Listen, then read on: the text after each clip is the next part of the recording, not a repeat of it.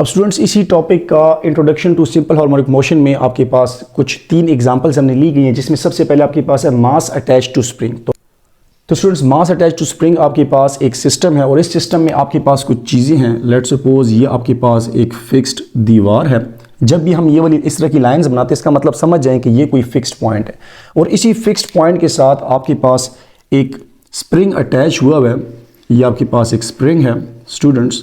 इस स्प्रिंग को यहाँ पर मैं बना रहा हूँ, ये स्प्रिंग आपके पास और स्प्रिंग के साथ एक मास आगे अटैच है स्टूडेंट्स। तो यहाँ पर हमने इस मास को भी ड्रा कर दिया। ये आपके पास एक मास है, ये इसके साथ अटैच है और ये एक हॉरिजॉन्टल सरफेस पर पड़ा हुआ है स्टूडेंट्स। ये आपके पास एक हॉरिजॉन्टल सरफेस पर पड़ा। अब यहाँ पर मेन पॉइंट ये है कि ये जो स्प्रिंग है लाजिम बात है इसमें एक्सटेंशन होगी और ये जो ग्राउंड जिस पर पड़ा हुआ है तो ये फ्रिक्शन लेस है, मतलब इन दोनों पॉइंट्स के बीच में फ्रिक्शन नहीं है। ये आपके पास आइडियल केस है स्टूडेंट्स। मैं आपको पहले बता दूं कि सिंपल हार्मोनिक मोशन आपके पास आइडियल केस है और इस आइडियल केस में आपके पास जितनी भी रेजिस्टिव फोर्सेज हैं उसको हम क्या कर देंगे, नेग्लेक्ट कर देंगे स्टूडेंट्स। तो ये जिस पॉइंट पर पड़ा हुआ है इस पॉइंट को हम नाम देते हैं, ये आपके पास है मीन पोजिशन। क्लियर हो गया स्टूडेंट्स, मीन पोजीशन पर यहाँ पर पड़ा हुआ है और आप जब इसके ऊपर हमने मेन मकसद हमारा मेन मकसद ये है, हमने ये चेक करना है कि मास अटैच टू स्प्रिंग, एक मास जब एक स्प्रिंग से अटैच हुआ होता है तो इस कंडीशन में क्या ये SHM ओबे करता है या नहीं। और SHM की आपके पास इक्वेशन क्या है, A is directly proportional to -x। अगर इसकी इक्वेशन आपके पास ये आ गई इसका मतलब ये है कि ये भी SHM को ओबे करता है। अब स्टूडेंट्स हम क्या करेंगे कि इस मास को यहाँ से पकड़ेंगे। आपने क्या किया, इस मास को यहाँ से पकड़ा और इसके ऊपर एक फोर्स लगाई आउटवर्ड। क्लियर हो गया। तो आप जब भी एक बॉडी के ऊपर फोर्स लगाते हैं तो आपने यहाँ पर एक फोर्स लगाई, फोर्स को हम यहाँ पर शो करते हैं और इस फोर्स का नाम क्या है, फोर्स एक्सटर्नल। मतलब आपने एक्सटर्नल फोर्स लगाई और आपको इस चीज़ का पता होना चाहिए कि जब भी आप इसके ऊपर फोर्स लगाएंगे तो क्या होगा कि ये वाला मास उठ के इस पोजीशन पर आ जाएगा और इसकी पोजीशन क्या हो जाएगी, लेट्स सपोज इसकी पोजीशन ये होगी स्टूडेंट्स, यहाँ पर ये पहुंच गया। अब आप नोट करें तो यहाँ से लेके स्टूडेंट्स यहाँ तक इसमें क्या आ गई, एक्सटेंशन आ जाएगी। यहाँ से लेके यहाँ तक स्प्रिंग में क्या आ जाएगी, एक्सटेंशन आ जाएगी और जिस पोजीशन पर ये पहुंचे उसको हम क्या बोलेंगे, एक्सट्रीम पोजीशन। एक्सट्रीम पोजीशन बोलेंगे और यहाँ से लेके यहाँ तक इसमें क्या चीज़ आई स्टूडेंट्स, एक्सटेंशन, जिसको हम किससे डिनोट करेंगे, एक्स से डिनोट करेंगे। ये इसमें एक्सटेंशन आ गई। अब एक्सटर्नल फोर्स के लगाने से आगे एक्सटेंशन। अब स्टूडेंट्स यहाँ तक की स्टोरी को अगर आप देखें तो आपके पास जो हुक्स लॉ है, हुक्स लॉ के मुताबिक आपके पास क्या है। अब स्टूडेंट्स आपको इस चीज़ का पता होना चाहिए कि जब भी हम एक बॉडी के ऊपर फोर्स लगाते हैं तो फोर्स लगाने की वजह से उसमें क्या जाती है, एक्सटेंशन आ जाती है। अब यहाँ पर आप अगर नोट करें तो हुक्स लॉ यहाँ पर ओबे होगा और हुक्स लॉ के मुताबिक आपको ये बताया जाता है कि जब भी, और स्टूडेंट्स हुक्स लॉ के मुताबिक आपको ये बताया जाता है कि जब भी एक बॉडी के ऊपर आप फोर्स लगाएंगे स्पेशली स्प्रिंग के ऊपर तो इसमें क्या आ जाएगी, एक्सटेंशन आ जाएगी। आपको बताया जाता है कि force, applied force is always directly proportional to the increase in length. तो आपको अगर मैं यहाँ पर यही चीज़ मैथमेटिकल फॉर्म में लिख के दूँ तो आपके पास जो अप्लाइड फोर्स है, जो अप्लाइड फोर्स है एक्सटर्नल फोर्स, ये डायरेक्टली प्रोपोर्शनल है किसके, इंक्रीज इन लेंथ को। और इंक्रीज इन लेंथ को हम किससे शो करते हैं, एक्स से, जिसको हम क्या बोलेंगे, डिस्प्लेसमेंट। क्लियर हो गया स्टूडेंट्स। अब यहाँ पर आप देखें, यहाँ पर आपके पास है प्रोपोर्शनैलिटी साइन। यहाँ पर इसका मतलब क्या है, इसका मतलब यह है कि जितनी ज़्यादा आप फोर्स लगाएंगे, एक बच्चे ने आके इसको फोर्स लगाई यहाँ से यहाँ तक लाया तो लाजिम बात है इसमें एक्सटेंशन भी उतनी आएगी। लेकिन अब एक बड़ा पर्सन आता है और उसके ऊपर फोर्स ज़्यादा लगाता है तो इसमें एक्सटेंशन क्या आ जाएगी, ज़्यादा आ जाएगी। तो हमें समझ आ गई कि जितनी ज़्यादा हम फोर्स लगाएंगे उतनी ज़्यादा एक्सटेंशन आएगी, इसीलिए हमने यहाँ पर डायरेक्ट प्रोपोर्शनल का साइन दिया।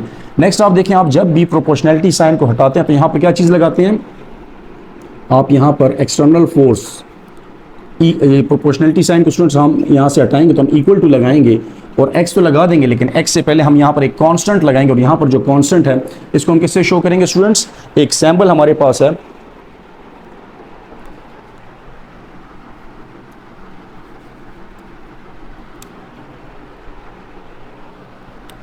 अब स्टूडेंट्स यहाँ पर आपको पता होना चाहिए कि जब भी हम प्रोपोर्शनैलिटी साइन हटाते हैं तो उसकी जगह पर हम एक कांस्टेंट लगाते हैं। तो हम यहाँ पर लिखेंगे F एक्सटर्नल, ये अप्लाइड फोर्स आपके पास एक्सटर्नल फोर्स ही है। प्रोपोर्शनैलिटी साइन यहाँ से हट जाएगा और यहाँ पर इक्वल आएगा और x तो लग जाएगा, लेकिन x से पहले हम एक कांस्टेंट लगाएंगे और इस कांस्टेंट को हम बोलते हैं k। और ये k अब क्या चीज़ है, अगर इसको हम देखें तो यहाँ पर हम ये बोलेंगे कि ये k आपके पास है स्प्रिंग कांस्टेंट। ये जो कांस्टेंट है ये आपके पास है स्प्रिंग कांस्टेंट। अब स्प्रिंग कांस्टेंट आपको क्या शो करता है? स्प्रिंग कांस्टेंट आपको ये बताता है कि एक बॉडी कितनी स्टिफ है या कितनी सॉफ्ट है। लेट्स सपोज आपके पास अगर के की वैल्यू बहुत बड़ी आ जाएगी तो इसका मतलब ये कि बॉडी बहुत ज़्यादा स्टिफ है, और अगर एक बॉडी की के की वैल्यू छोटी आ जाएगी, स्प्रिंग की वैल्यू के की वैल्यू छोटी आ जाएगी, इसका मतलब ये कि बॉडी बहुत ज़्यादा सॉफ्ट है। अब यहाँ से अगर मैं के की वैल्यू को निकालना चाहूँ स्टूडेंट्स, तो के की वैल्यू क्या आ जाएगी? के इक्वल टू, आप यहाँ पर देखें एक्स को हम बोथ साइड पर डिवाइड कर देंगे तो आपके पास आ जाएगा F external divide by X आ जाएगा। क्लियर हो गया? अब ये आपके पास क्या है? के को हम इस तरीके से भी डिफाइन कर सकते हैं कि के इज द रेशो या spring constant is the ratio between force and displacement. हम यहीं से अगर इसका यूनिट निकालना चाहें स्टूडेंट्स, तो यूनिट हम इस तरीके से निकाल सकते हैं। ये बोलेंगे कि इसका यूनिट आपके पास है, फोर्स का यूनिट क्या होता है? न्यूटन, जबकि ये एक्स आपके पास क्या है? डिस्प्लेसमेंट मतलब लेंथ, और लेंथ का यूनिट आपके पास क्या होता है? मीटर। तो आप इसको इस तरीके से बोल सकते हैं कि आपके पास है न्यूटन पर मीटर। क्लियर हो गया?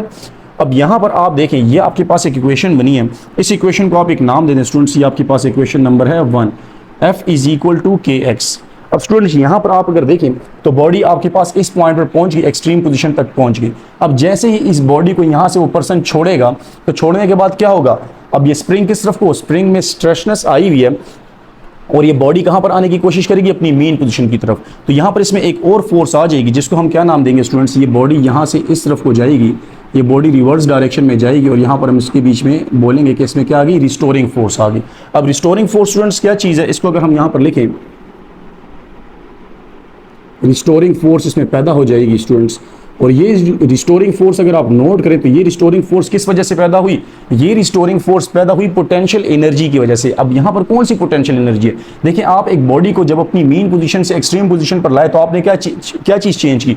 इसकी पोजीशन चेंज की। इसकी ओरिजिनल पोजीशन ये है और आप इसको यहाँ पर ले आए, तो लाजिमी बात है इसकी आपने पोजीशन चेंज कर दी। तो यहाँ पर ये जो फोर्स, ये जो रिस्टोरिंग फोर्स है, ये पैदा हुई, इसके बीच में एक फोर्स पैदा हो गई। ये किसकी वजह से हुई? पोटेंशियल एनर्जी की वजह से।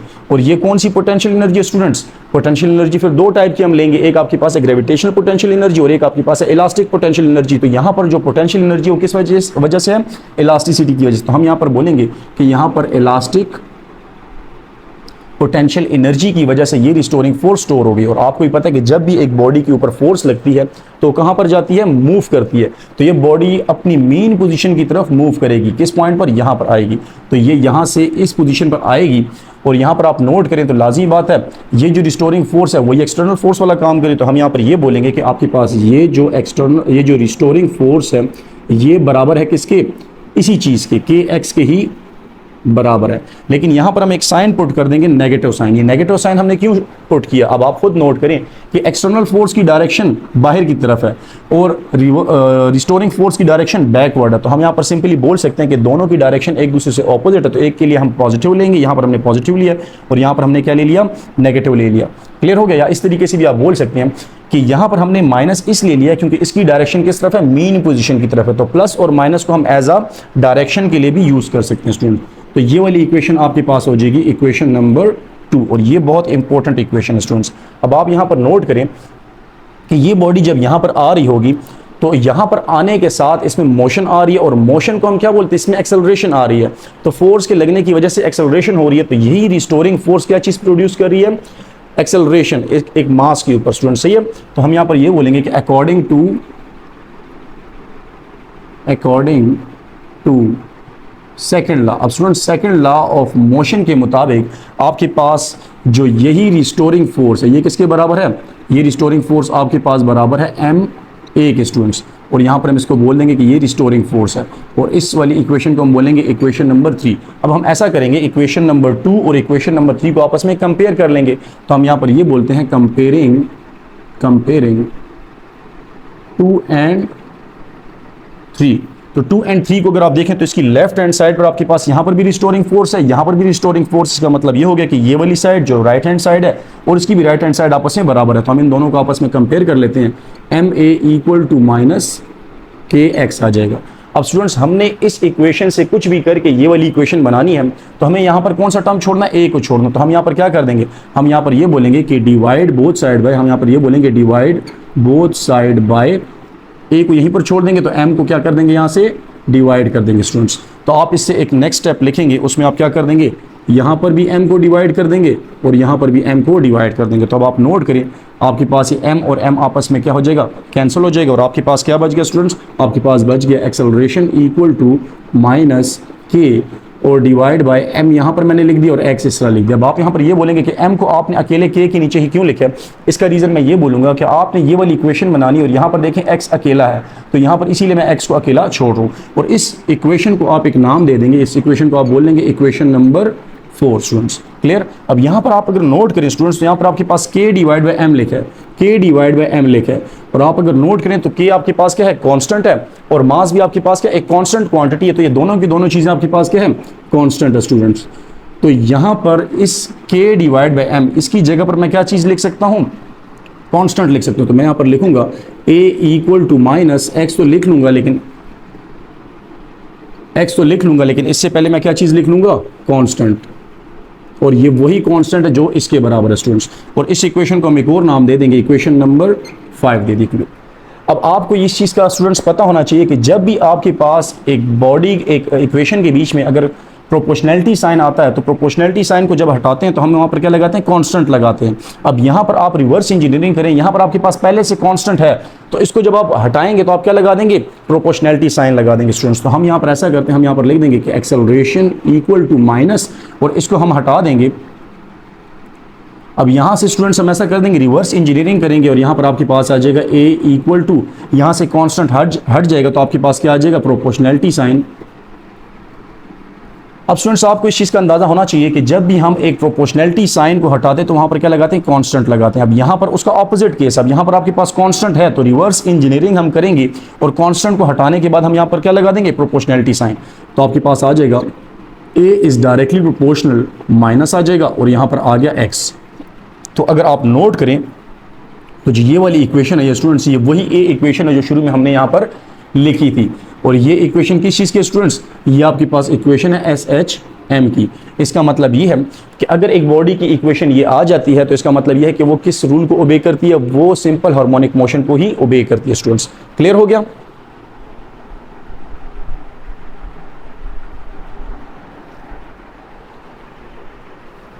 अब स्टूडेंट्स आपके पास कुछ चीज़ें ऐसी हैं जो यहाँ पर समझना बहुत ज़्यादा ज़रूरी है। अब आपने नोट किया कि ये बॉडी जब अपनी मीन पोजीशन पर आई थी, तो ये यहाँ पर मीन पोजीशन पर आके रुकेगी नहीं, बल्कि यहाँ पर आएगी और एक और पोजीशन गेन कर लेगी, और यहाँ पर एक और पोजीशन का नाम हम दे देंगे इसको दोबारा से एक्सट्रीम पोजीशन। अब आप खुद नोट करें कि ये बॉडी जब यहाँ से आई थी अपनी मीन पोजीशन पर क्यों नहीं रुकी। एक थर्ड लॉ ऑफ मोशन के मुताबिक हमने उसके ऊपर वर्क यहाँ से लेके यहाँ तक किया, तो चाहिए ये था कि यहाँ से जाती मीन पोजीशन पर रुक जाती, लेकिन यहाँ पर रुकी नहीं, बल्कि बहुत फास्टली किस तरफ को मूव कर गई, इनवर्ड मूव कर गई। यहाँ पर आपने स्टूडेंट्स ये रीज़न देना है कि यहाँ पर ये इस वजह से नहीं रुकी क्योंकि यहाँ पर क्या चीज़ अप्लाई हो रही थी, इनर्शिया। इनर्शिया आपके पास एक ऐसी प्रॉपर्टी है एक बॉडी की जिसमें एक बॉडी अपनी मोशन को या अपनी स्टेट को चेंज नहीं होने देती है। आप खुद नोट करें कि बॉडी यहाँ से मोशन में थी, तो ये चाह रही थी कि मैं हमेशा मोशन में रहूँ, और ये आगे मूव कर जाती है। क्लियर हो गया। अगर एक बॉडी रेस्ट में होती है तो वो रेस्ट में रहने की कोशिश करती है, और अगर एक बॉडी मोशन में होती है तो वो बॉडी मोशन में ही रहने की कोशिश करती है। तो बॉडी जब यहाँ से मूव कर रही थी तो इसके बीच में इतनी रिस्टोरिंग फोर्स आ गई थी कि इसके बीच में इनर्शिया आया, और इनर्शिया ने इसको इस पॉइंट पर नहीं रुकने दिया, मीन पोजीशन पर नहीं रुकने दिया, और यहाँ पर आ गई एक और एक्सट्रीम पोजीशन पर, और यहाँ पे जाके इसके बीच में दोबारा से रिस्टोरिंग फोर्स आ जाएगी, दोबारा से मीन पोजीशन पर जाएगी, और फिर एक्सट्रीम पोजीशन पर इसी तरीके से अपनी मोशन को कंटिन्यू करेगी। क्लियर हो गया स्टूडेंट्स। अब स्टूडेंट्स यहाँ पर कुछ चीज़ें समझने वाली हैं, वो ये हैं, आप नोट करें कि साइकिल किसे कहते हैं स्टूडेंट्स। अब स्टूडेंट्स यहाँ पर कुछ चीज़ें समझने वाली हैं, और वो ये है, सबसे पहले आप समझें कि आपके पास साइकिल क्या चीज़ होती है स्टूडेंट्स। साइकिल या वाइब्रेशन या बोल सकते हैं ट्रिप, ये सारी की सारी चीज़ें एक ही चीज़ के नाम है स्टूडेंट्स। तो जब भी आपको बोला जाता है कि वन साइकिल क्या है, तो जब एक बॉडी अपना एक सर्कल या एक राउंड कंप्लीट करती है तो इसको क्या बोलते हैं कि उसने वन साइकिल किया। व्हेन बॉडी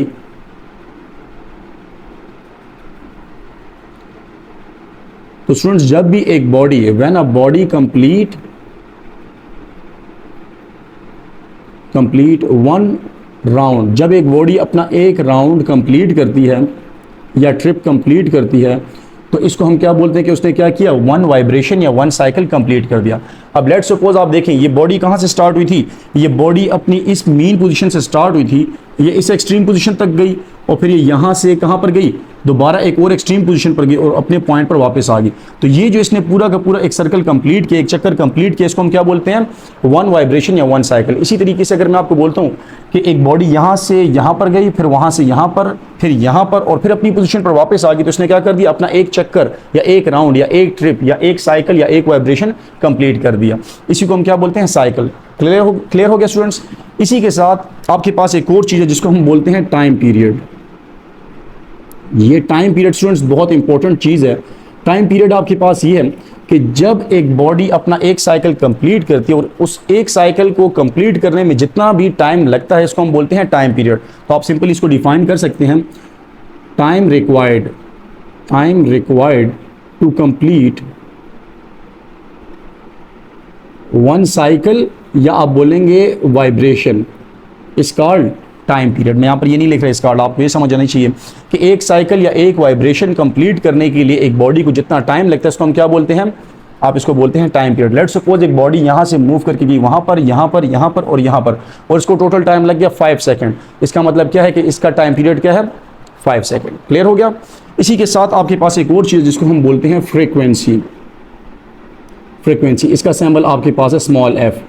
अब स्टूडेंट्स ये जो स्मॉल एफ है ये आपके पास है फ्रीक्वेंसी, और फ्रीक्वेंसी का मतलब ये है कि एक बॉडी एक सेकंड में कितनी वाइब्रेशन करती है, कितने साइकिल कंप्लीट करती है। तो हम यहाँ पर इसको सिंपली इस तरह बोल सकते हैं कि नंबर्स ऑफ वाइब्रेशन पर सेकंड, कि एक बॉडी एक सेकंड में जितने भी वाइब्रेशंस करती है या साइकिल कंप्लीट करती है उसको हम क्या बोलते हैं कि इसने क्या किया, इतनी फ्रीक्वेंसी है इसकी। लेट्स सपोज एक बॉडी एक सेकंड के बीच में इसके कितने चक्कर लगाती है, 10 चक्कर लगाती है, तो इसका आपके पास जो फ्रीक्वेंसी है वो क्या है, 10 हर्ट्ज या 10 पर सेकंड है। अब यहाँ पर आप नोट करें टाइम पीरियड के लिए जो आप फार्मूला लिखते हैं स्टूडेंट्स, टाइम पीरियड के लिए आप फार्मूला लिखते हैं T = 1 आवर F। ये आगे जाके मैं आपको एक्सप्लेन करूंगा। इसी तरीके से फ्रीक्वेंसी के लिए फार्मूला है F = 1 आवर T। इसी के साथ स्टूडेंट्स आपके पास एक और चीज़ है जिसको हम बोलते हैं डिस्प्लेसमेंट, जो मैं पहले आपको बता चुका हूँ। डिस्प्लेसमेंट आप डिनोट करते हैं एक्स स्टूडेंट्स। तो डिस्प्लेसमेंट आपके पास ये है कि आपके पास किसी भी पॉइंट मीन पोजीशन से लेके किसी भी पॉइंट तक का जो डिस्टेंस होता है इसको हम क्या बोलते हैं, डिस्प्लेसमेंट बोलते हैं। और इसी के बाद आप एक और चीज़ पढ़ते हैं एम्पलीट्यूड, जो कि बहुत इंपॉर्टेंट है स्टूडेंट्स, इसको समझ लें। एम्पलीट्यूड का आपके पास जो सैम्पल है वो है x0। x के ऊपर आप क्या डालते हैं, x0 डालते हैं। यहाँ पर आपके पास x इस तरफ हम लिखते हैं डिस्प्लेसमेंट में, एम्पलीट्यूड में हम x के ऊपर एक डॉट डालते हैं। एम्पलीट्यूड आपके पास ये है कि मीन पोजीशन से लेके, देखें ये इसकी है मीन पोजीशन और ये इसकी है एक्सट्रीम पोजीशन। तो मीन पोजीशन से लेके एक बॉडी जितना भी मैक्सिमम डिस्टेंस कवर करती है इसको हम क्या बोलते हैं, इसको हम बोलते हैं इसका एम्पलीट्यूड। क्लियर हो गया। मीन पोजीशन से लेके एक बॉडी जब अपने हाईएस्ट पॉइंट तक जाती है, अपने एक्सट्रीम पॉइंट तक जाती है, तो इसके दरमियान का जो डिस्टेंस होता है उसको हम क्या बोलते हैं, एम्पलीट्यूड बोलते हैं। क्लियर हो गया। और ये एम्पलीट्यूड और डिस्प्लेसमेंट में फ़र्क क्या है, एम्पलीट्यूड मीन पोजीशन से एक्सट्रीम पोजीशन तक का होता है फाइनल डिस्टेंस, जबकि डिस्प्लेसमेंट आपके पास किसी भी लेट्स सपोज यहाँ से लेके यहाँ तक का डिस्टेंस हो सकता है, यहाँ से लेके यहाँ तक का भी हो सकता है। मतलब एक्सट्रीम पोजीशन तक नहीं होगा बल्कि उससे पहले जो भी पॉइंट होगा, तो हम इसको इस तरह बोल सकते हैं the distance from mean position to any extent of time. मतलब किसी भी इंस्टेंट ऑफ टाइम के ऊपर आप जब डिस्टेंस लेते हैं उसको हम क्या बोलते हैं, डिस्प्लेसमेंट बोलते हैं। क्लियर हो गया स्टूडेंट्स। अब यहाँ पर हम एक और चीज़ करेंगे, इसका टाइम पीरियड फाइंड करेंगे कि आप इसका टाइम पीरियड कैसे फाइंड करते हैं स्टूडेंट्स। तो टाइम पीरियड फाइंड करने के लिए स्टूडेंट्स मैं ये वाली जगह यूज़ कर रहा हूँ। आप अगर फाइंड करना चाहते हैं टाइम पीरियड, अब हर एक बॉडी के लिए टाइम पीरियड की इक्वेशन डिफरेंट होती है स्टूडेंट्स। अब टाइम पीरियड आप अगर इसका फाइंड करना चाहते हैं तो आपकी बुक में ही बताया गया कि इसका जो टाइम पीरियड है वो बराबर है T = 2 पाई √m/k। अब यहाँ पर ये जो 2 पाई लिखा है आपके पास एक कांस्टेंट नंबर है, m आपके पास मास है, k आपके पास क्या है, कांस्टेंट है। लेकिन ये इक्वेशन आपके पास आती कैसे, इसके लिए मैं आपको अगर डिराइव करके दूँ इक्वेशन, तो उसमें सबसे पहले आपको ये समझना चाहिए कि ये जो कांस्टेंट था, ये कांस्टेंट ये किसके बराबर है, ये कांस्टेंट आपके पास एक वैल्यू के बराबर है, ये बराबर है 4 पाई स्क्वायर /t² के। इसको आप बोल लें इक्वेशन नंबर 6। अब ये इक्वेशन नंबर 6 अगर मैं यहाँ पर पुट कर लूँ, आप ये बोल लें कि पुट 6 इन 5, तो आप देखें आपके पास क्या आ जाएगा, a = माइनस इस कांस्टेंट की जगह स्टूडेंट्स मैं क्या लिख दूंगा, मैं यहाँ पर लिख दूंगा 4 पाई स्क्वायर /t², और आगे आपके पास क्या लिखा हुआ है स्टूडेंट्स, x लिखा हुआ है। ये आपके पास होगी इक्वेशन नंबर 7। अब आप अगर नोट करें तो आपके पास एक और इक्वेशन है, इक्वेशन नंबर 4 और इक्वेशन नंबर 7 को आप अगर नोट करें तो ये दोनों इक्वेशन आपस में ए एक साइड पर लिखा है, मतलब लेफ्ट हैंड साइड पर इनके ए है। तो हम इन दोनों को कंपेयर कर लेंगे। तो आप बोलेंगे कंपेयरिंग 4 एंड 5। तो जब हम 4 और 5 को कंपेयर करेंगे तो लेफ्ट हैंड साइड अगर इनकी आपस में बराबर है तो लाजिम बात है राइट हैंड साइड भी इनकी बराबर होगी। तो राइट हैंड साइड पर आपके पास क्या लिखा है, -k डिवाइड बाई m, और यहाँ पर लिखा है x इक्वल टू, और यहाँ पर लिखा है, अच्छा स्टूडेंट्स यहाँ पर आप नोट करें, यहाँ पर मैंने माइनस नहीं लिखा बल्कि ये लिखा हुआ है, तो हम यहाँ पर लिखेंगे -4π² डिवाइड बाई t², और यहाँ पर आ जाएगा x। अब स्टूडेंट्स आप यहाँ पर नोट करें तो आपके पास ये माइनस माइनस के साथ कैंसिल हो जाएगा, x x के साथ कैंसिल हो जाएगा, और अब इसी इक्वेशंस को अगर हम आपस में क्या कर लें, क्रॉस मल्टीप्लाई कर लेंगे तो आपके पास क्या आ जाएगा स्टूडेंट्स, यहाँ पर करते हैं, इससे आपके पास आ जाएगा ये t² k से मल्टीप्लाई होगा तो आ जाएगा t², और यहाँ पर आ जाएगा k इक्वल टू, और यहाँ पर आ जाएगा 4π², और यहाँ पर आ जाएगा m। अब स्टूडेंट्स हमने क्या चीज़ फाइंड करनी है, t फाइंड करना, टाइम पीरियड फाइंड करना। तो टाइम पीरियड को अगर आप फाइंड करना चाहते हैं तो इस k को हम यहाँ से क्या कर देंगे, डिवाइड कर देंगे। तो आप लिखेंगे divide both side by k। तो यहाँ पर भी k से मैंने डिवाइड कर दिया और यहाँ पर भी k से डिवाइड कर दिया। स्टूडेंट्स आप नोट करें कि आपके पास k और k आपस में कैंसिल हो जाएंगे, जिससे आपके पास क्या आ जाएगा, t² equal to 4π² m divide by k। अब यहाँ पर आप नोट करें तो हमें क्या चीज़ है, यहाँ पर हमारे पास है स्क्वायर, और ये स्क्वायर हमें नहीं रिक्वायर्ड, तो स्क्वायर को हटाने के लिए हम क्या चीज़ अप्लाई कर देंगे, अंडर रूट या स्क्वायर रूट ऐप अप्लाई कर देंगे। तो आप यहाँ पर लिखेंगे, एक स्टेप आपका ये हो जाएगा, आप नेक्स्ट स्टेप में बोलेंगे applying square root on both side. तो यहाँ पर भी स्क्वायर रूट आ जाएगा और स्टूडेंट्स यहाँ पर भी आपके पास स्क्वायर रूट आ जाएगा। नेक्स्ट आप देखिए यहाँ से आपके पास कैंसिल हो जाएगा स्क्वायर और स्क्वायर रूट, तो आपके पास आ जाएगा t इक्वल टू, और ये अंडर रूट अलग अलग हो जाएगा स्टूडेंट्स, ये 4 है तो 4 अंडर रूट का मतलब क्या है, 2 स्क्वायर हो जाएगा, तो ये अलग से कैंसिल हो जाएगा, आपके पास आ जाएगा 2π, ये भी स्क्वायर कैंसिल, और आपके पास आ जाएगा m डिवाइड बाई k। तो आप स्टूडेंट्स नोट करें, आपके पास फाइनल कंडीशन ये आ गई, और ये आपके पास क्या है, टाइम पीरियड है किस चीज़ का, सिंपल पेंडुलम का। क्लियर हो गया स्टूडेंट्स, सॉरी सिंपल पेंडुलम का नहीं। तो स्टूडेंट्स ये आपके पास है टाइम पीरियड, और ये टाइम पीरियड आपके पास किस चीज़ का, ये टाइम पीरियड आपके पास है मास अटैच टू स्प्रिंग का। मतलब ये हुआ कि अगर आपको टाइम पीरियड फाइंड करना है, आप अगर ये चेक करना है कि एक बॉडी अपनी मीन पोजीशन से एक्सट्रीम पोजीशन पर और फिर दूसरी एक्सट्रीम पोजीशन पर और दोबारा मीन पोजीशन पर कितने टाइम में आएगी, या कितना चक्कर कितने टाइम में कंप्लीट करेगी, एक चक्कर कितने टाइम में कंप्लीट करेगी, तो इसको हम क्या बोलते हैं, इसका टाइम पीरियड। उसके लिए आपको ये वाली इक्वेशन यूज़ करनी है कि आपके पास कांस्टेंट है m, आपके पास जितना भी यहाँ पे मास अटैच हो आप वो वाली वैल्यू लिख देंगे, और 2π आपके पास फिक्स वैल्यू 2 आपको पता है, और पाई की वैल्यू 3.1416। अब स्टूडेंट्स यहाँ पर एक और चीज़ है, वो आपके पास है फ्रिक्वेंसी, और फ्रिक्वेंसी के लिए मैं ऐसा करता हूँ, ये वाली जगह यूज़ कर लेता हूँ, ज़्यादा बहुत बड़ा नहीं है, छोटा वो है। तो हम यहाँ पर लिखते हैं फ्रिक्वेंसी, अगर आपको स्टूडेंट्स फाइंड करनी है तो फ्रिक्वेंसी का सिंबल है f, फ्रिक्वेंसी का फार्मूला होता है f is equal to 1 divide by T. तो हम जस्ट क्या कर लेंगे, इस t की जगह पर इस t की वैल्यू पुट कर लेंगे, तो हम बोलेंगे put the value of t in it. तो हमारे पास यहाँ पर क्या 1 ऊपर लिख दिया, डिवाइड बाई t की वैल्यू है 2π under root m divide by k। अब आप यहाँ पर नोट करें f इज इक्वल टू 1/2π अलग कर देंगे स्टूडेंट्स। अब ये आपके पास अंडर रूट m बाई के आपके पास क्या है, डिवाइड में जब ऊपर आएगा तो क्या आ जाएगा, इसको आप इन्वर्स कर दें तो आपके पास आ जाएगा k डिवाइड बाई m। यहाँ पर m डिवाइड बाई k था और यहाँ पर क्या आ गया, k डिवाइड बाई m। तो ये जो इक्वेशन मैंने अब निकाली है किस चीज़ के लिए निकाली है, फ्रिक्वेंसी के लिए। और फ्रिक्वेंसी आपके पास क्या चीज़ होती है स्टूडेंट्स, फ्रिक्वेंसी आपके पास नंबर ऑफ वाइब्रेशन पर सेकेंड होता है। क्लियर, और ये आपके पास इसके लिए इक्वेशन है। फ्रिक्वेंसी के लिए एक और चीज़ आप नोट करें, मैंने यहाँ पर आपको एक चीज़ बताई थी कि टाइम पीरियड, तो टाइम पीरियड के लिए आप जब लिखते हैं तो टाइम पीरियड का आपके पास फार्मूला होता है सेकंड, इसका जो यूनिट है वो क्या है, सेकंड है। जबकि फ्रिक्वेंसी का आपके पास जो यूनिट है वो क्या है, ये देखिए सेकंड नीचे है तो ये ऊपर आएगा, क्या हो जाएगा, पर सेकंड। और पर सेकंड की जगह हम यहाँ पर क्या लिख सकते हैं, हर्ट्ज भी लिख सकते हैं, जिसको आप HZ लिखेंगे, ये इसका सिंबल। क्लियर हो गया स्टूडेंट्स। तो ये आपके पास है मास अटैच टू स्प्रिंग।